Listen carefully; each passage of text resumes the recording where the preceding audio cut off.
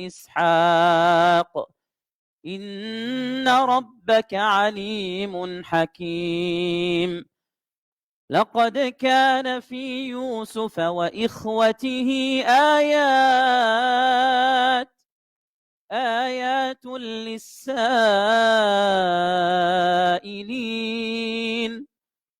إذ قالوا ليوسف وأخوه أحب إلى أبينا منا ونحن عصبة إن أبانا لفي ضلال مبين اقتلوا يوسف أو اطرحوه أرضا يخل لكم وجه أبيكم وتكونوا من بعده قوما صالحين قال قائل منهم لا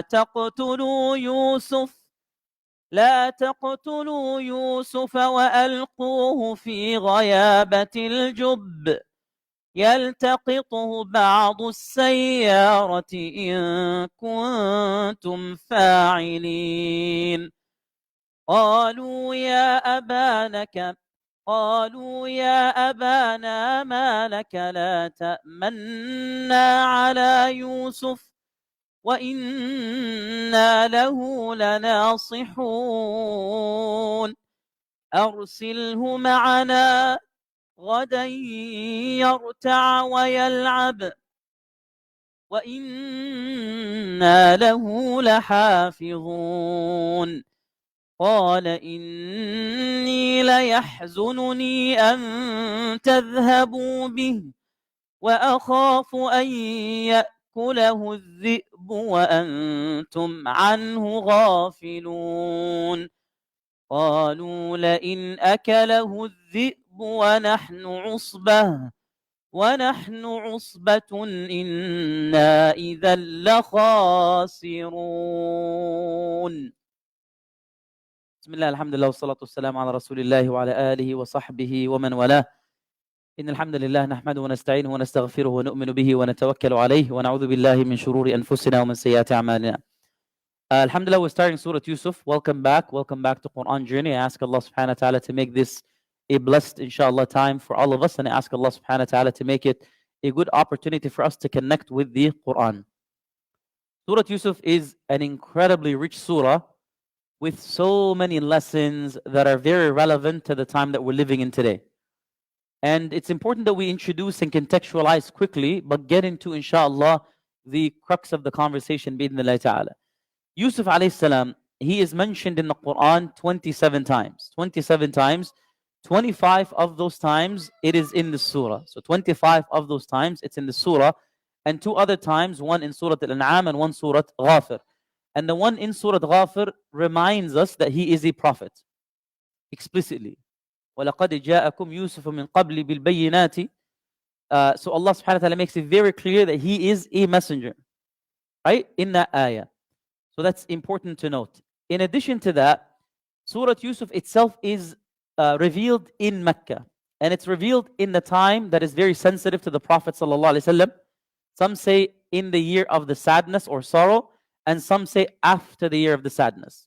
So imagine the Prophet Muhammad ﷺ had just buried his wife, buried his his granduncle, and in that time he's very, very again emotional. It's called the year of the sadness. And so this surah comes to assure him, comes to ground him, comes to give him hope, comes to give him that, good news that we are going to be, inshallah, reunited with the people that we love, even if it's a long time apart. And that the most beloved people to Allah are tested. And you are tested, and Yusuf was tested. But look what Allah gave him. Allah elevated him, honored him. So it's a reminder to the Prophet ﷺ and the companions to withstand the trials and the tribulations. And it also gives us a template of how to cope when life is difficult for us, by connecting with the surah, by connecting with the story of Yusuf alayhi salam. Now, to contextualize Yusuf alayhi salam's situation a little bit better, it's important to note the Yusuf alayhi salam and Nabi sallallahu alayhi wa sallam mentioned in the hadith, which is authentic, he mentioned that he is a noble man, a noble prophet, from a noble prophet, from a noble prophet, from the Khalil of Allah, the close companion of Allah subhanahu wa ta'ala. Because who is Yusuf? He's the son of Yaqub. And Yaqub is the son of Ishaq. And Ishaq is the son of Ibrahim, the Khalil of Allah. And this is such a beautiful, and imagine what a beautiful lineage to have. From Ishaq, from Yaqub, from Ibrahim alayhi salam, the most noble of lineages, as the Prophet Muhammad himself has said. And this was understood by the companions. To give you an example, once a man comes knocking to meet Umar when he was the Khalifa. And he wanted to meet him quicker. He wanted to get past the lines. So he told the people that are at the front, he said, let Umar know that a man who is from the noblest of descent is here. So Umar, when he heard this, he's like, open the door. Let him come in. And Umar's like, you must be Yusuf alayhi salam. Yusuf is here. Wow, mashallah. I didn't know that Yusuf could come back to life. The man is like, I'm not Yusuf. Like, you're not Yusuf, then tell me who you are. Then he started mentioning, I am the son of this, and I am the son of this, and I am the son of this. And he mentioned all of these names that were very popular in the Jahiliyyah. He's like, if you're claiming to be the son of the most noble of the nobles, you're not. Because that was Yusuf. And to make that claim actually humiliates you because it shows you arrogance. So you are the humiliated, the son of the humiliated, the grandson of the humiliated, and the great son of the humiliated. Umar, he did not mess around. But this goes to show you that there was this understanding among the companions that Yusuf alayhi salam was of noble descent. So imagine, this is Khalilullah's great-grandson. And for him to go through this challenge, it goes to show you that Allah really tests those whom He loves the most. And that's so reassuring. Because your tests, either they're ridding you of sin, or either they're bringing you close to Allah subhanahu wa ta'ala, or either they're a confirmation that Allah loves you and is elevating you and bringing you closer. So keep that in mind. Now, in addition to that, if you look at the hadith literature and the tafsir literature, there are two stories associated with the surah. Again, contextualizing the big picture. The first is the companions came to Rasulullah sallallahu alaihi wasallam. They said, Ya Rasulullah, we have been, going through a lot of difficulty. Tell us something nice. Tell us something nice. When you've been going to like a lecture and it's been really, really, really, serious, and you've been going through a lot of difficult times. Imagine the life of the companions. They're going through a lot of difficulty. So this is, Ya Rasulullah, هَلَّا حَدَّثْتَنَا, why don't you tell us some good news? So the ayah was revealed, Allahu nazzala ahsan al-hadith kitaban mutashabiha. Allah has revealed the best kind of hadith, the best kind of relief, the best kind of story, the best kind of narration as the Quran itself. Then they said, Ya Rasulullah, هَلَا تَقُصُّ عَلَيْنَا. So they became more specific. They said, Ya Rasulullah, what we mean is we'd like to hear a beautiful story. We'd like to hear a story. And so Allah subhanahu wa ta'ala revealed Surah Yusuf from beginning to end so that it becomes a full story, a full narrative. There's no other prophet in the Quran whose story is told from beginning to end in one section. Adam's story is told in multiple sections. Musa's story is told in multiple sections. The Prophet Muhammad's story is very rarely mentioned, just here and there in the Quran itself. And that's actually one of the reasons why even some of those who don't come from Muslim backgrounds, who study the Quran, objectively they say that the Quran could not be the creation of Muhammad because he would have focused on himself, his life. But the focus is actually on other characters, on other figures in the Quran, other figures that came before, right? As we discussed in Surah Maryam. The Maryam is mentioned, has her own surah. There's no mention of Khadija or Aisha. They don't have their own surah in the Quran. So that means something. It's very important, very powerful. So that's the reason why the surah is mentioned. We said to comfort the Prophet ﷺ, but also to speak to what is sometimes referred to in the tafsir literature as the difficulty that the companions are going through, and they're looking for relief. So this surah comes as relief, comes as a beautiful narrative. And it begins by talking about ahsan al-qasas. This is the best story, and the best storytelling is captured in the Quran. The best story is captured here, and the best storytelling is captured here. So it's very important for any of you that are studying, videography, cinematography, storytelling, writing. It's really important to go back to the surah, because Allah's telling you this is the best kind of storytelling. And this is the best story told in the most beautiful of ways, mashallah. Now, in addition to that, there's another important reason why this surah is revealed. Sometimes a surah can come to address multiple causes and to address multiple contexts. So the people that were around the Prophet ﷺ were approached by the Jewish community in Yemen, in Medina. And they said, okay, if your Prophet is claiming to be truly the messenger of Allah, claiming to receive revelation, why don't you ask him, why did the Israelites enter Egypt? What's their story of how they entered Egypt? Because the story of their exodus, leaving Egypt, is known by many people. But the story of how they entered Egypt is not known to many people. And so this surah was revealed to answer that specific question. So imagine it's dealing with a bunch of things. It's dealing with the Prophet ﷺ's own emotional state in the year of the sorrow and what comes after. It's dealing with the companions' search for relief, search for a story that comforts them. And that goes to tell you, subhanAllah, that stories are important in inspiring others and encouraging others. But what's amazing is the Quran does not begin, the revelation does not begin with stories. The Quran begins with aqeedah, belief. Right? The Quran begins with اقرأ بسم ربك الذي خلق خلق الإنسان من علق. Let me tell you who Allah is. So Islam is not out to appeal to the masses and to create this, spectacle. No. It teaches theology, teaches what it means for Allah to be one. Aqeedah, aqeedah, aqeedah, aqeedah. And stories come to serve that purpose. To assert the oneness of Allah. The oneness of our journey. From Him and to Him we return. And so this story comes in the middle. Like imagine, in the middle of the Prophet ﷺ's journey at the end of Mecca, as a full narrative to provide that relief and comfort from that strong focus, which is important, on theology. But even then, people need a break. Right?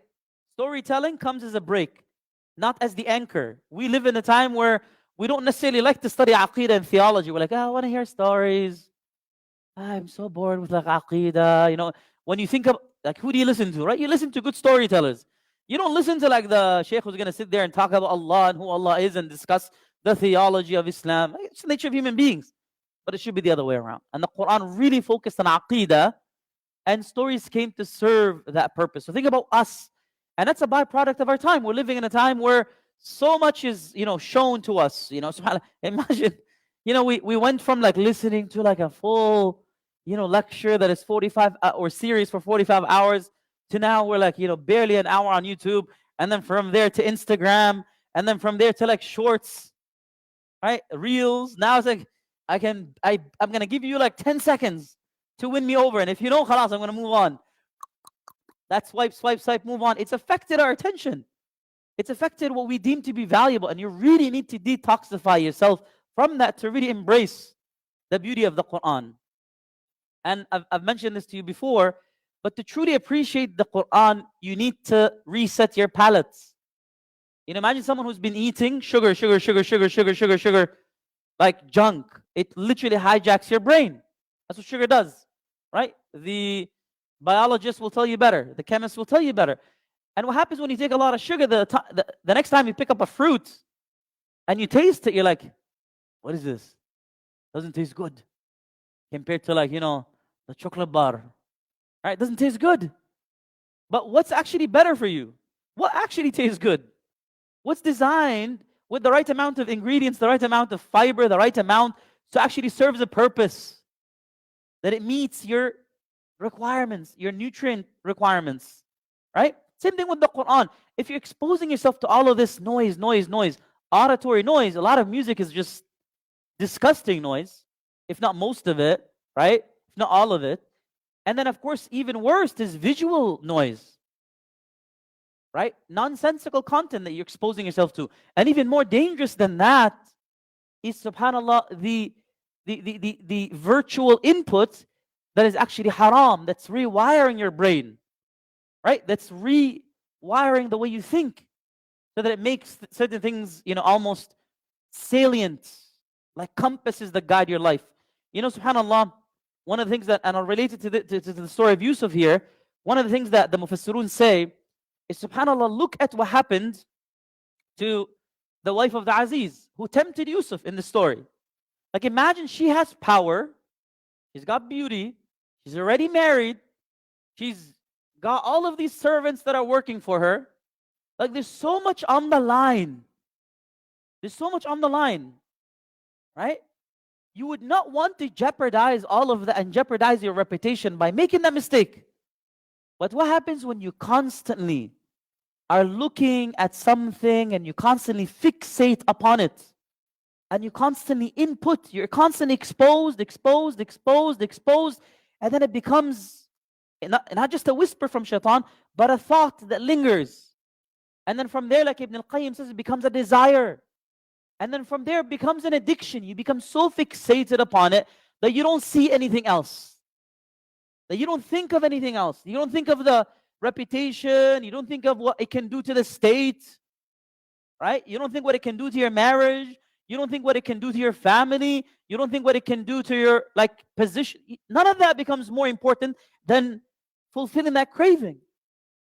And we live in a world where, because there's so much focus on money, materialism, that to create a craving that you can sell a product to fill, Allahu Akbar, from their point of view. Great.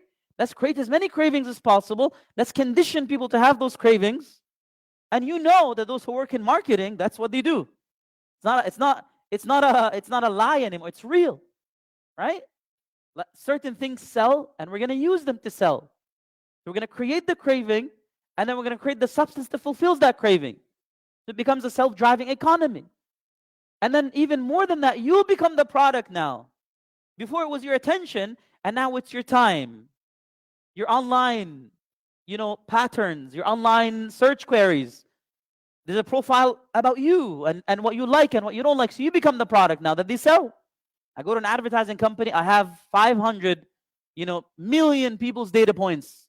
What they like, what they don't like. So whatever product you want, bring it to me. I'll charge you X, Y, Z, and I'll sell it to the specific audience that's looking for it through their queries and their, subhanAllah. And we're sitting there as passive consumers of all of this.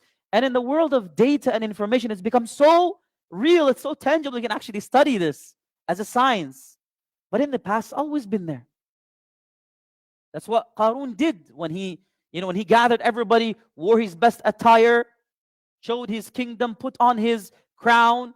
He was trying to make a clear, stark comparison in the eyes of people. This is who I am, this is my power. Look at Musa, what does he got? Look how many followers he's got. Look how many followers I have. Look how much money I have, how little money he has. So there's always that sense of a story being told, a picture being painted, a frame being constructed, and we have to be critical. Whose narrative are we buying into? And how is this stuff that we're inputting in our eyes constantly, and the stuff that we're exposing our ears to, how is this imprinting our soul? And what things have we become so fixated on? SubhanAllah, I'll be very frank with you. 15 years ago in the Muslim community, when I was around other imams, I was not serving as an imam per se, but with other imams, rarely did you hear about someone who cheated on his wife or a wife who cheated on her husband. It was just not the norm. It was like, what? Impossible. No way. Right? Pornography back then, astaghfirullah, because it was harder to access. You had to go to CDs and whatnot, and there's a social element of I'm not gonna be in a position. It's bad, right? You don't want to be in that position. But now it's become so accessible everywhere. You can slide into somebody's DM. Subhanallah, literally like a click away, the haram is there. Actually, the halal is harder than the haram, right? It's much harder than the haram in many ways, even for married people, right? The halal is the haram is so accessible, right? And there's so much variety that it really takes an amazing amount of taqwa of Allah to really hold on, to really not succumb, to not break, to not, be vulnerable or prone to that, and to resist. But the reward is immense. Look at what happened to Yusuf. So nobody's immune, and we're hearing this now. Alhamdulillah, still not as bad as other communities, but the Prophet Muhammad ﷺ said you're going to follow other communities literally a step at a time. You're hearing stories now of infidelity, right? Men who are cheating on their husbands, and it's disgraceful, but it happens. You're hearing about women who are cheating on their husbands in marriage. La hawla wa quwwata illa billah. That's stoning. Yani, may Allah protect us, ya Rabb, ameen. And none of us is immune. وَمَا أُبَرِّئُ نَفْسِي إِنَّ النَّفْسَ لَأَمَّارَةً بِالسُّوءِ is a beautiful word that, she comes to at the end of the whole story. She says, I'm not absolving myself. No way. The nafs is a horrible command. Meaning, if you let your nafs command take control, you're doomed. She's saying, I'm not absolving myself. I'm not going to play the angel. What a beautiful statement to say. But what she's saying is, I was able to put my nafs in the back seat, the passenger seat, and let my soul drive, take charge, command. And that's the difference between breaking and not breaking in front of sin. If you let your nafs drive, your nafs is going to drive you to destruction. Your nafs is like a baby, right? Your nafs is like a baby. And imagine if you don't put discipline, if you don't discipline a baby, if you don't ever stop, breastfeeding a baby, can grow into like, 14, 15-year-old and still, breastfeeding technically, right? But at a certain moment, at a certain point, you have to put those boundaries in place. And that's what the Quran does through the command that it gives to the soul. Purifies it, strengthens it, gives it the ammunition required to lead and not be led. Tamam. Now, in terms of the surah itself, there's a lot of contextualization, and inshallah we'll do that with time. So when we come across where he talks about his genealogy, where he talks about where he comes from, we'll talk about all of those. But I wanted to just give that as a quick introduction and then jump straight into the surah, inshallah. The first ayah, Alif Lam Ra, Tilka Ayatul Kitab al-Mubin. Alif Lam Ra. There are a lot of verses in the Quran that begin with these disjointed letters. Alif Lam Mim, Alif Lam Mim Sad, Alif Lam Ra. And we talked about them before. Taha, Kaf, Ha, Ya, Ayn, Sad in Maryam. And they serve multiple purposes. So much has been said about this, discussed it many times before. But to summarize, they serve as a reminder, simply to state, these are the contents of language. Letters. Here they are. You have access to them. A, B, C, D, E, F. You have the letters. Can you come up with something like the Quran? It's part of the challenge to the Arabs. Part of the challenge to the poets. Right? You poets, you have access to the same language. You have access to the same structure, the same syntax, same grammar, same training. Can you come up with something like the Quran? So this is part of the Quranic challenge. And first, the Quran challenges the audience. فَلَإِنِ اجْتَمَعَتِ الْإِنسُ وَالْجِنُّ عَلَى أَنْ يَأْتُوا بِمِثْلِ هَذَا الْقُرْآنِ. The challenge was first to come up with something like the Quran, and they couldn't. Then it was come up with 10 surahs then. 10 سور مفتريات. They couldn't.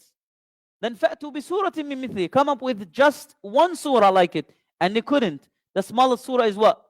إِنَّا أَعْطَيْنَاكَ الْكَوْثَرَ فَصَلِّ لِرَبِّكَ وَانْحَرْ وَإِذَا جَاءَ نَصْرُ اللَّهِ. Such a small, or وَالْعَصْرِ. These are the smallest surah. Come up with anything like it, and they couldn't. Instead, they went to war. They went to war with the Prophet ﷺ.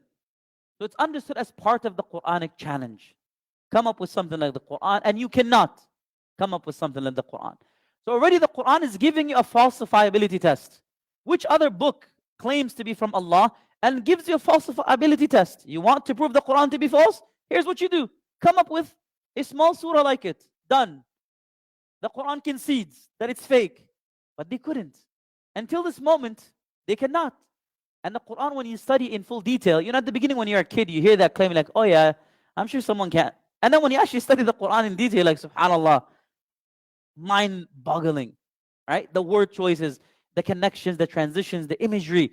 It's so powerful. The sound, how it sounds, the rhythm, the rhyme. It's powerful. Others say that it's, mnemonics for something else, like Alif Lam Ra. Alif stands for Allah. Lam stands for Al-Alim. Ra stands for Ar-Rahman. So they said it could be like an acronym for something else. Others said it could be part of the greatest name of Allah subhanahu wa ta'ala that you invoke to make dua and your dua is answered. Others said that it could be like a key to access the Quran, a reference to the Quran. At the end of the day, the strongest opinion that it's part of the challenge of the Quran. تِلْكَ آيَاتُ الْكِتَابِ الْمُبِينِ. These, tilka, imagine someone is presenting you something.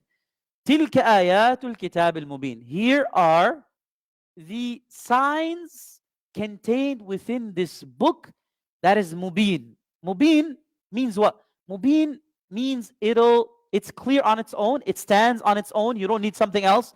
You don't need to shed light upon it to understand. You can shed light upon it to know more, to extract depth. But on its own, a 5-year-old can listen to the story and it's amazing. They access it. They don't need, right, necessarily, if they understand the language, they don't need much, commentary, right? And mubin means it'll give clarity to everything else. When you read the Quran, it'll clear misconceptions you have. It'll give you a clear mandate.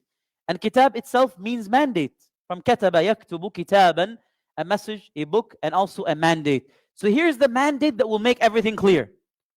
You want to know the purpose of life? You want to know why you're here, why you're created, where you're going, what's going on, why a problem of evil, injustice, in such simple words, right? Like, subhanAllah, just a few days ago, after the children's halaqah, there were 2 kids. One was a 7-year-old kid. And then another kid was like 8 years old. And the 8-year-old kid was talking out loud. And, he came to me and he's like, yeah, I have a question. Like, what's your question? He's like, so cute. Like, imagine. So he asked, why are there poor people in the world? Why are there poor people in the world? SubhanAllah. And then the other child simply said, because the rich people don't want to give away their money. I was like, SubhanAllah. Solved it in one sentence. I was getting ready to say, okay, well, let me tell you about the socio-political dynamics of how people wealth is from Allah, al-mal. No need. Simple sentence. And that's what the Quran says. كلا بل لا تكرمون اليتيم ولا تحاضون على طعام المسكين وتأكلون التراث أكلا لما وتحبون المال حبا جما. The Quran literally said that in answering why, right? Why are there poor people? Why is there struggle? You don't honor the orphan. You don't encourage feeding the poor.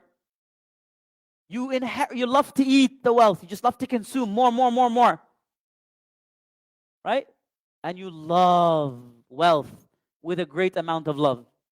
Took all of that and the kid translated into rich people don't want to give their money. Bas, khalas. And that's the beauty of the Quran. It's so simple. You don't need to get into philosophy, and you can if you want to. If you want to get into sit there and drink some tea and Yemeni coffee and enjoy. Go ahead. And the Quran will speak to you in that way. But if you want simple answers, it's so clear. It's so clear. Clarity and depth are hard to unite in the same context, and that's what the Quran does.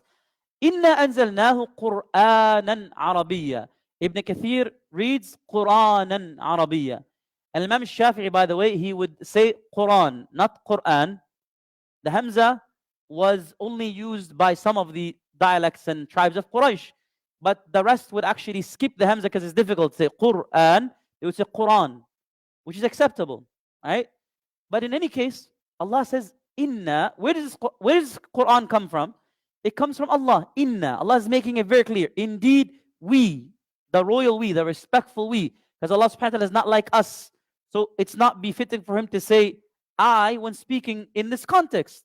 When he's talking to you in a personal way, he uses the I And that's the beauty of the Quran. Whenever Allah subhanahu wa ta'ala is conversing one-on-one, there's what? There's, right? إِنِّي أَنَا رَبُّكَ فَاخْلَعْ نَعْلَيْكَ إِنَّكَ بِالْوَادِ الْمُقَدَّسِ طُوَى. I am your Lord, Musa. I am your Lord. One-on-one.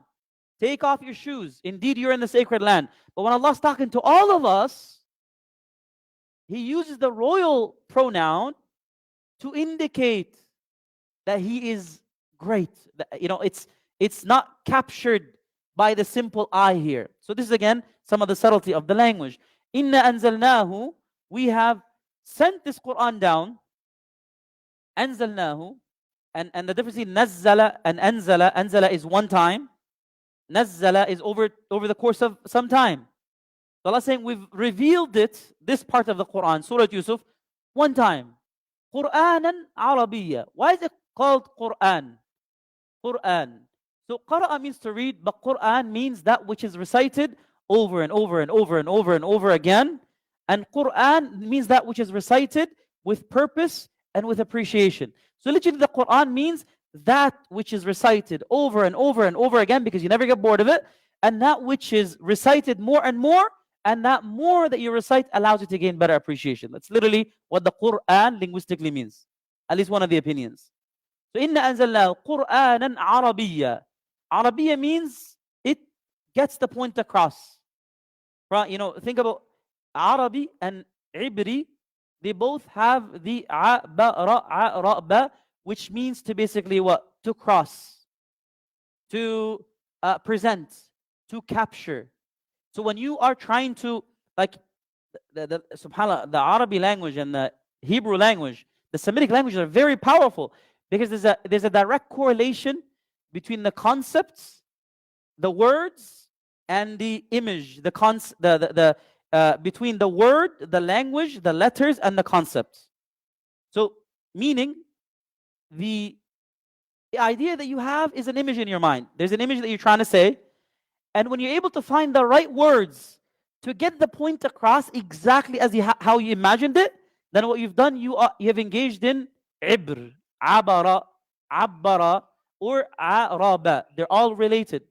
So literally the Arabic language means the language which has the tools that allow you to take an image in your mind and to express it with specific detail. How do I know that the camel that you've imagined in your mind is the exact same camel that you were able to get me to imagine? So the Arabic language captures, like, there are maybe like close to 90 words for camel, close to like 70 words for lion, close to this many words for that, many words for that, different types of emotions, different types of sorrow, different types of grief, different types of anxiety, different types of stress. Because the Arabs, it took them time to evolve the language, and because they had very little other things going on. When you're in the middle of the desert, you got stars that sit at night, and you got what? And you got your beautiful open desert. So what do? How do you entertain yourself? You're not fishing, you're not diving, you don't have much going on. So what do? You start looking within. You start imagining, entertaining yourself. And you start finding entertainment through storytelling and words.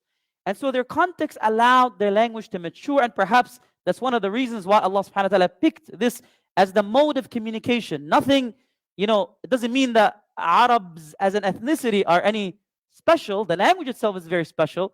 But in Nabi sallallahu alaihi wasallam, he already told you, anybody who speaks Arabic is Arab. You know that? So Arabs are not an ethnicity per se. It's a language. And anybody who buys into the language, you're officially Arab. There's no other language that you can basically say that, about. The minute you speak English, you become English. No, you don't necessarily, right? You can very well be Pakistani, you can very well be Indian and still speak English. No one is ever going to consider you to be fully English, right? But the minute you get into the Arabic language, you've already been considered a part of the Arab community. There's still racism. May Allah protect us from the Arabs, mashallah, tabarakallah. We've mastered the art of racism, but so have others, alhamdulillah. Or astaghfirullah. Right? But that's not part of Islam. That's part of the culture. Inna anzalnahu Qur'anan Arabiyya. We've revealed this, recital, which is recited over and over again, and we've revealed it in this language, in this mode of communication that's effective. لَعَلَّكُمْ تَعْقِلُونَ.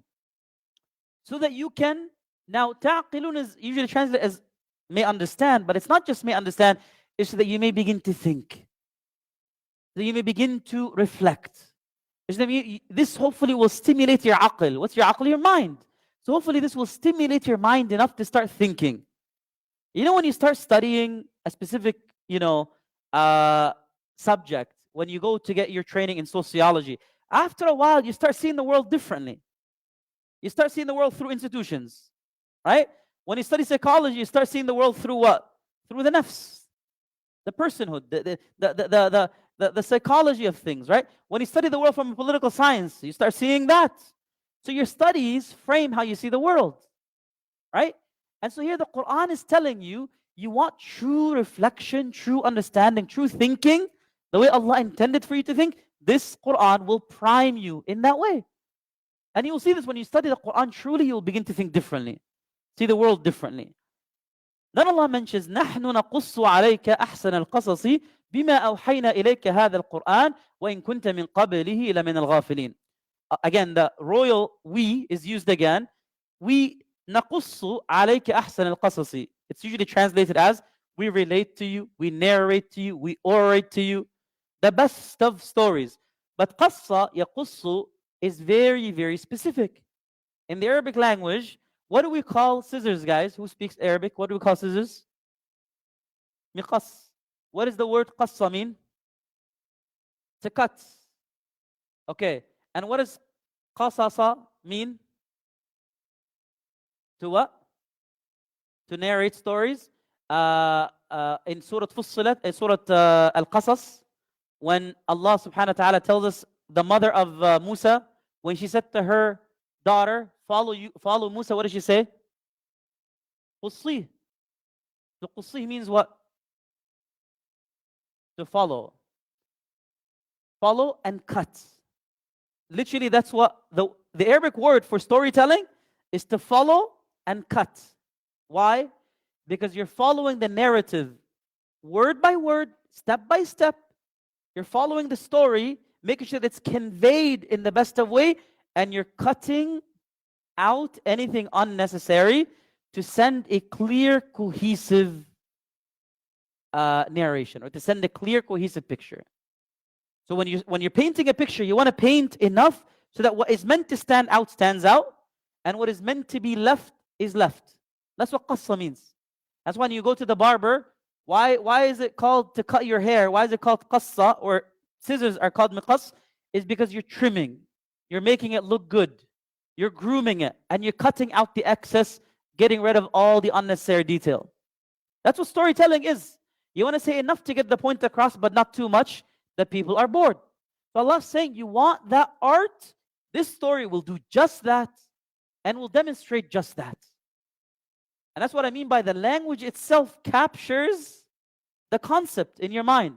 So نحن نقص عليك أحسن القصص بما أوحينا إليك هذا القرآن. How do you get this ability to hear the best stories and narrate the best stories? Through what we have revealed to you in this Quran. Mentioned again twice to emphasize the importance of the Quran as a medium through which this will happen. Not just here, everywhere, but specifically here. وَإِن كُنْتَ مِنْ قَبْلِهِ لَمِنَ الْغَافِلِينَ. Even if you, O Muhammad, used to be completely, and O Muslims, used to be completely unaware of these things that are going to be mentioned here. And now we begin with the story of Yusuf. Now imagine what a beautiful introduction. Can you imagine? What a beautiful introduction. Here are the letters, the precursors, the sub-constituents of language. And this book takes those letters and presents the most clear of narrative. And this Quran is coming to groom your thinking so that you reflect. You reflect. So as you're reading the story, it's not just to entertain, to do what? To reflect.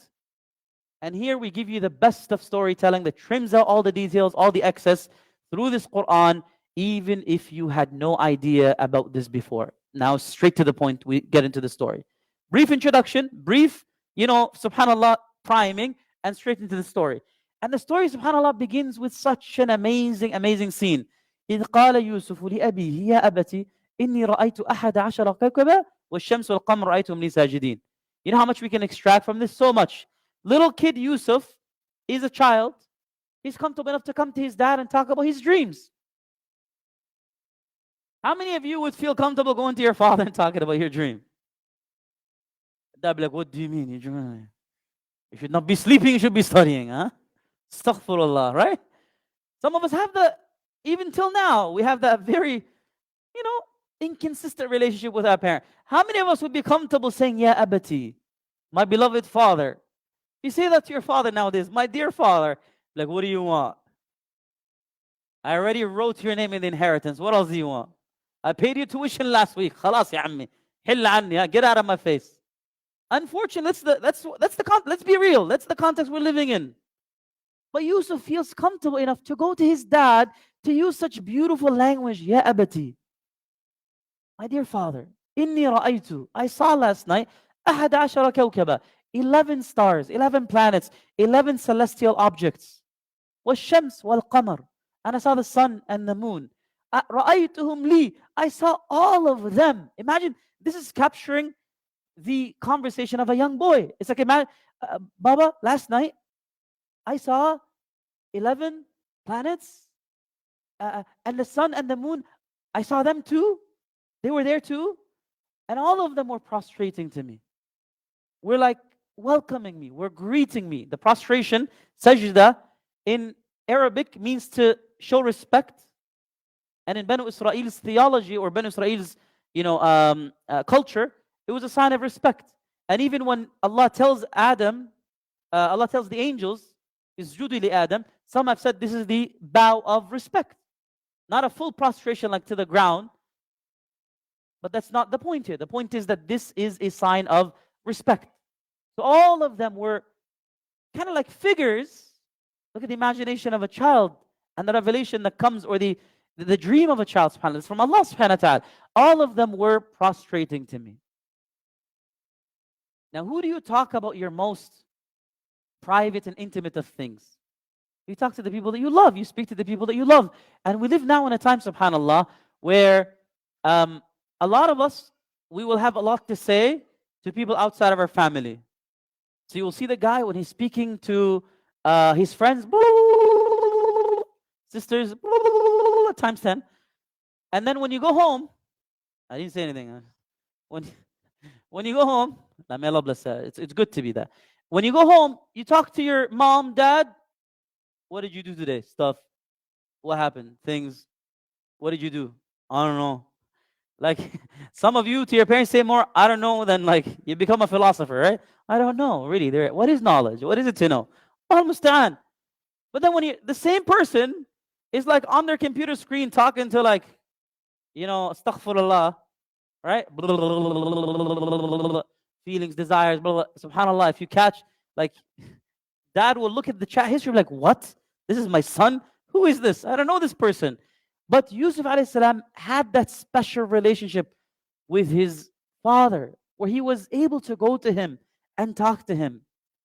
And it's so difficult to cultivate that in our children. But that's what we should aspire to. إذ قال يوسف لأبيه يا أبت إني رأيت 11 كوكبا والشمس والقمر رأيتهم لي ساجدين. قال يا بني لا تقصص رؤياك على إخوتك فيكيد لك كيدا إن الشيطان للإنسان عدو مبين. What does the father say right away? The father says, my son, don't narrate, again, the same word, قصة, think about what it means. Don't tell this vision that you had, or this dream that you had, to your brothers, فَيَكِيدُ لَكَ كَيْدًا, because they may end up having reservations towards you. They may make a plan. Like kaid in Arabic means they may plan, right? Kaid could be a good plan or a bad plan. وَأَكِيدُ كَيْدًا. Right? Kaid could be a good plan or a bad plan. So they may actually devise a plan against you. فَيَكِيدُ لَكَ كَيْدًا إِنَّ الشَّيْطَانَ لِلْإِنسَانِ عَدُوٌّ مُبِينٌ. Indeed, the human being to shaitan, or the shaitan to the human being, is a terrible enemy. Is a terrible enemy. Now, what I want us to imagine here, subhanAllah, is the father is giving his son this special emotional connection, giving all of his children this special emotional connection, but especially Yusuf, because Yusuf, as we know from the narrations, he was very gentle, kind, loving, sweet, attentive, respectful. This is a special bond. But Yusuf's dad is saying to him, don't share everything with your brothers. Don't share everything with your siblings. And that's very important in Islam. You want to share enough so that you're not growing distant. Because when you share things, right? When you disclose, disclosure breeds intimacy. You disclose, you keep in touch, you have something to talk about. So there's a healthy amount. But then you have to put the cap somewhere. And the Muslims, we have like, extremes in this regard. Right? Some of us, we don't want to share anything. Like, you'll have a kid without telling everybody else. You get pregnant, you'll hide it, like, wear very baggy clothing. You don't know the ayn of your sister. Wallah, can send a half of the ummah to Jahannam, yeah? So be careful. Don't let anybody know. Right? You get a job, you get promoted, you have a house, nobody knows. Not even your own siblings. And then when they find out, they're like, why didn't you share? Or they might not ask, like, really, you don't think I love you? You don't think I care about you, that you trust me with your news? So you don't want to get to that level. But then what happens when you have to know which news will cause discomfort? So you don't, like, imagine your brother who's like, man, I have been really, really, really struggling to like make ends meet. I'm in debt, $80,000. OSAP keeps calling me. And they're like talking about like how terrible their loans are, their debt is. And you're like, oh, by the way, do you know I just booked Umrah? And I am buying like the royal suite. And I'm paying for the royal suite $25,000 a day. If you don't get eyes, something is wrong with your brother. His eyes are not working properly. Like, now you're just asking for it. And that's why, subhanAllah, like, Allah knows best, right? Allah knows best. But, in the social media world where we're constantly like competing, oh, you think your life is great? Let me show how great my life is. Right? Going to like a car that you don't own to pose a pose that is not genuine, to claim power and fame and money and wealth and assets that you don't have. It's a constant competition in being fake. But that does, subhanAllah, unfortunately, does what? Unfortunately, it brings the eyes, it brings the ayn. And if you're not prepared spiritually, if you're not doing adhkar, sabah, adhkar, al-misa, if you're not grounding yourself in a genuine connection with Allah subhanahu wa ta'ala, how are you going to be protected from that? And you see the people who put themselves out there, unfortunately, they don't take the time to ground themselves, they end up, because of that constant attention, it's real. Al-ayn haq, the Prophet Muhammad taught us. They end up developing all kinds of, psychological, emotional, physical ailments. It's a contribution. It's not the only thing, but it contributes to it. So keep that in mind. And subhanAllah, I want us to, because Isha is coming soon, inshallah. This is hopefully a good introduction, get us to think about Surah Yusuf. I want us to just think about the things that Yusuf has gone through.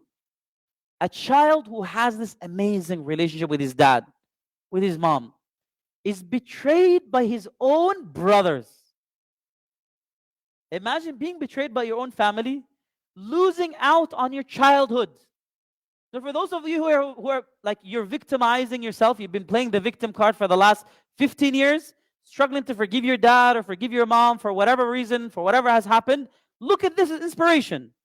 He was betrayed by his own brothers who threw him in a well. Imagine a child at the bottom of a dark well, alone by himself, the fear that you would have. Imagine the anxiety, the depression, all of the stuff that could have unfolded because of the trauma, right? And on top of that, then he's sold. Like, imagine you're like, help, help, help. Finally, people came. And the people that you are now meeting end up selling you. Selling you. And then you end up being a slave. And the fresh breath of air is the fact that, alhamdulillah, at least you happen to be good looking enough that they don't sell you into like terrible slavery. They sell you to serve in the royal palace because you're presentable. You have that royal like look, so we'll let you serve in the royal palace. That's the only fresh breath of air he has. And then in there, the people that he's supposed to serve and the people that are now his guardians, in a sense, like the mother figure, ends up trying to tempt him when he's older. You want to talk about trauma? Imagine trying to be seduced by the person that you grew up in her house, hopefully like looking at as a mother figure. You're like, what? And then she then, to protect her reputation, says that you came onto her and that you're the one that initiated. And to blow this all away, to minimize the noise, right? She calls you thinking that maybe she's going to apologize. She's gathered everybody so that she's going to apologize. But what she does is she has everybody cutting with knives. You walk in, they all look, because she told you to dress your best, dress them. And then they all cut their hands, or they injure themselves. Like when you're like, whoa, started like by something that's, most of them injure themselves. So you're like, subhanAllah. And then you end up going to jail. You end up going to prison. Imagine after all that, you're in prison. And in prison, what happens? You develop some friendships with someone that you have such a close connection with. He ends up being freed. You tell him, just don't forget about me. You know my story, we talked. At least get my voice to the king. And he forgets about you. The guy that you help in jail, imagine Yusuf used to get, little food that he shared with everybody, and now he completely forgot about him. And two things happened. Throughout all of this, he was consistently himself. He was consistently good. Some of us, we require a environment that is conducive for the goodness to come out. But we all have a breaking point. After that breaking point, la hawla wa la quwwata illa billah. You see the angel smile, that goes away. But Yusuf alayhi salam, he was consistently good. And that tells you something about him. There's a clothing that some of us put on, and then there's a substance that all of us. So most of us in the society, we're working on the market, the front face, but we don't work on our substance, our content. Yusuf's content was pure from the beginning, and through this, Allah made it better and better and better. That's number one. He was consistent in that. And two, and we'll finish with this. Despite all of this trauma, he did not let it ruin his life or define his personality. I'll finish with this. Don't let your trauma, your difficulties, your pain define you. But be defined by the story of overcoming your pain. Be defined not by your pain, but by overcoming the pain. Because that can allow you to really leave beautiful legacies and allow you to be raised in the sight of Allah subhanahu wa ta'ala.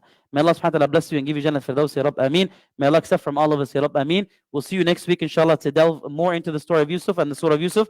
And for now, inshallah, we'll be praying Isha together, inshallah. Allahu Akbar, Allahu Akbar.